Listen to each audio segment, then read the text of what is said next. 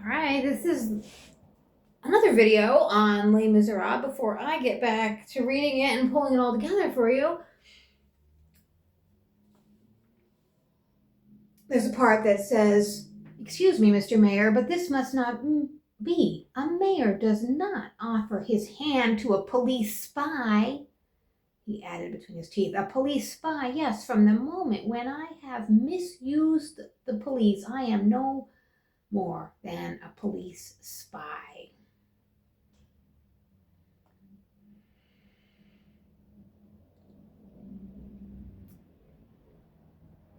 Fantine, okay, it's all right. Okay, Fantine's suggestion that Fantine should be set at liberty had reached the point of forgetting the mayor's presence. Had he finally declared to himself that it was impossible that any authority should have given such an order, that the mayor must certainly have said one thing by mistake for another without intending it, or in view of the enormities of which he had been a witness for the past 2 hours, did he say to himself that it was necessary to recur to supreme resolutions, that it was indispensable that the small should be made great, that the police spy should just transform himself into a magistrate, and that the policeman should become a dispenser of justice, and that in his prodigious extremity, order, law, morality, government, society, and its entirety was personified in him, Javert.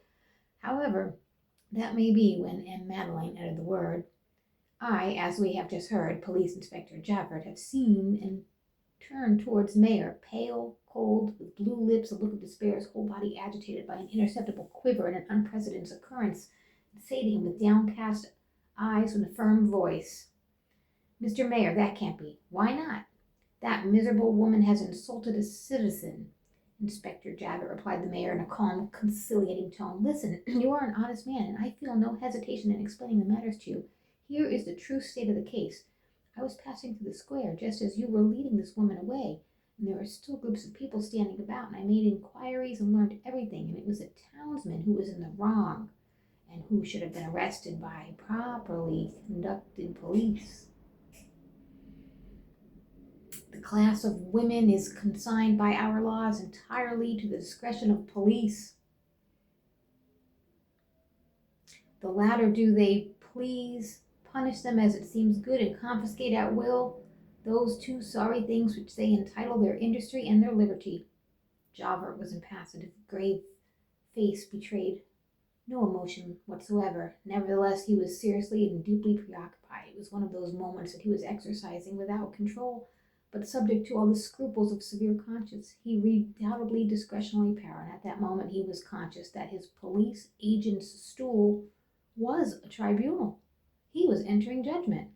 He judged and condemned. He summoned all the ideas which could possibly exist in his mind around the great thing that he was doing. The more he examined the deeds of this woman, the more shocked he felt. It was evident that he had just witnessed the commission of a crime, yet he just beheld, yonder in the street, society, in the person of a freeholder and an elector, insulted and attacked by a creature who was outside all pales. A prostitute had made an attempt on the life of a citizen. He had seen that.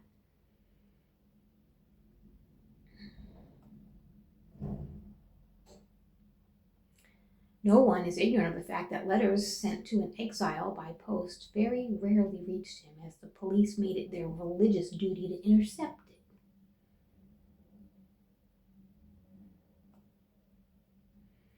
"Yes, Monsignor, that's how it is. There will be some sort of catastrophe in this town tonight. Every one says so, and withal, the police is so badly regulated."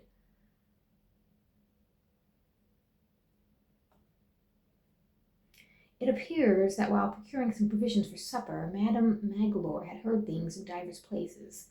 People had spoken of a prowler, of an evil appearance, a suspicious vagabond who arrived, who must be somewhere around the town, and those who should take it to their heads to return home that night might be subject to unpleasant encounters.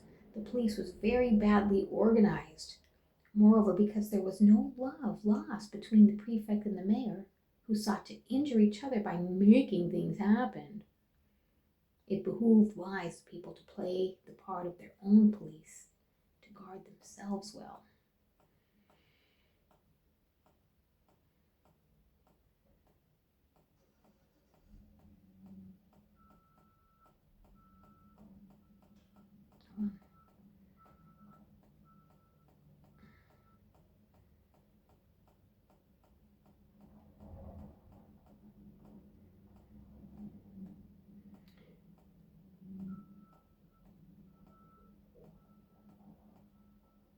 God, hold on.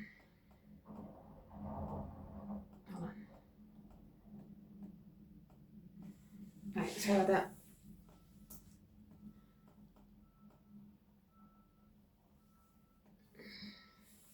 It says, as far as King Louis XVI was concerned, I said no. I did not think that I had the right to kill a man, but I felt it in my duty to exterminate evil.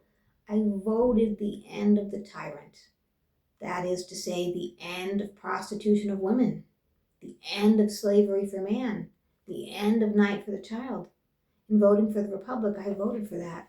I voted for fraternity, concord, the dawn. I have aided in the overthrow of prejudices and errors. The crumbling away of prejudices and errors caused light. We have caused the fall of the old world, and the old world, the vase of miseries, has become, through its upsetting upon the human race, an urn of joy.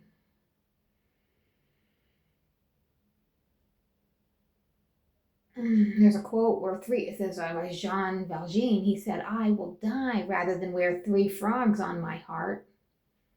According to AI, that was a symbolic rejection of the Bourbon monarchy and its symbols, specifically the 3 frogs representing a disgraced imperial effigy of Napoleon. That's my AI.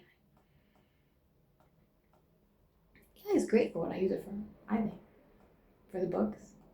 Not for the Bible, not for the law, but as a study guide, these books that are huge is great.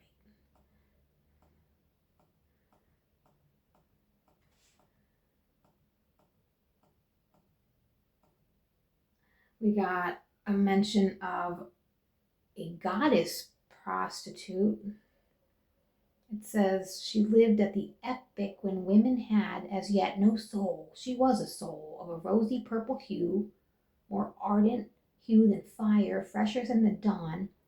Aphasia was a creature in whom 2 extremes of womanhood met. She was the goddess prostitute, Socrates plus Manon Lescaut. Aphasia was created in case a mistress should be needed for Prometheus.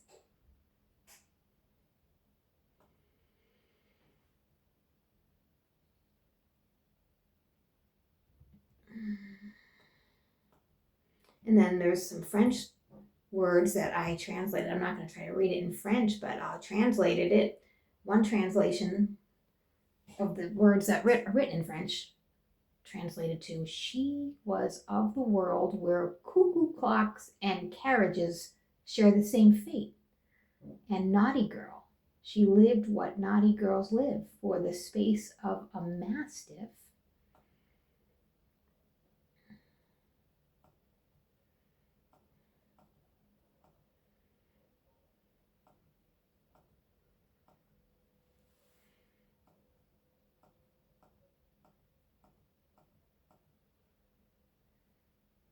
There's a chapter 7, M. Bambatas's inactivity. There is in all small towns, and there was at Mr. Sir, or M. Sir M. in particular, a class of young men who nibble away at an income of 1,500 francs with the same air with which their prototypes devour 200,000 francs a year in Paris.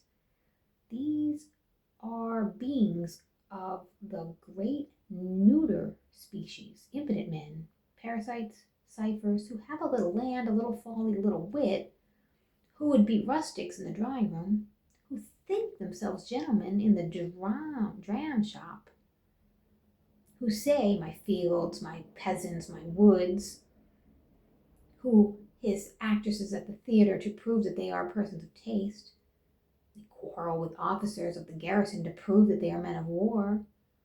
They hunt, smoke, yawn, drink, smell tobacco, play billiards, stare at travelers as they descend from the diligence, live at the cafe, dine at the inn. They have a dog which eats bones on the table, and a mistress who eats dishes on the table, who stick at SOU, exaggerate fashions, admire tragedy, despise women, wear out their old boots, copy London through Paris, and Paris through the medium of Pont-à-Mousson, grow old as dullards. They never work, they serve no use, and do no great harm.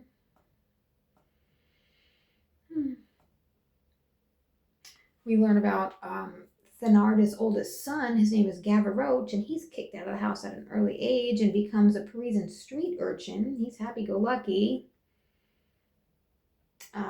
and enjoys the small pleasures in life. He's unusually generous towards those even less fortunate than he is. He is fierce and brave, and he doesn't even have a gun. It says, beings belong to the bastard class, composed of coarse people who have been successful and of intelligent people who have descended in the scale, which is between the class called middle and the class denominated as inferior, and which combines some of the defects of the second and nearly all the vices of the first without possessing the generous impulse of the working, nor the honest order of the borghesies.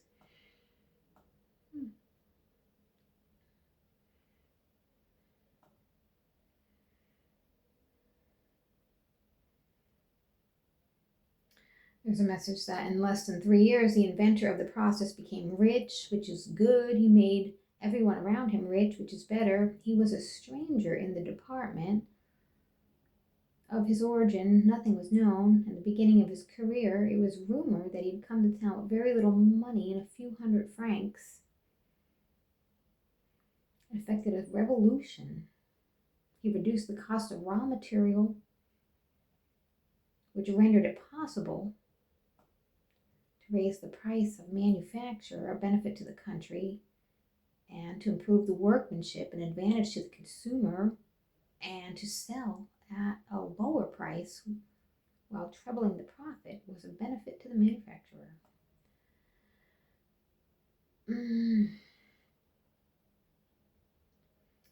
It talks about the deputy had been a member of the legislative body of the empire, shared the religious ideas of his father, orator under the name Fouché Duc d'Oranta. The poor profited by his terror as well as the good God, for the honorable deputy also founded 2 beds in a hospital, which made 12